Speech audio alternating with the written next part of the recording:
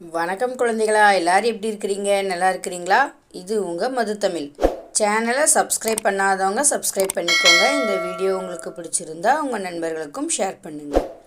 இன்றைக்கி நம்ம பார்க்க போகிற டாபிக் வடிவங்கள். வாங்க படிக்கலாம். சதுரம், வட்டம், செவ்வகம், சாய் சதுரம், முக்கோணம், அரைவட்டம், கோளம், கனசதுரம்,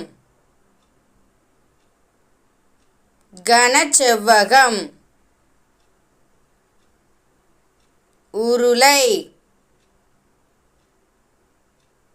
கூம்பு, அருங்கோணம், எண்கோணம். நன்றி.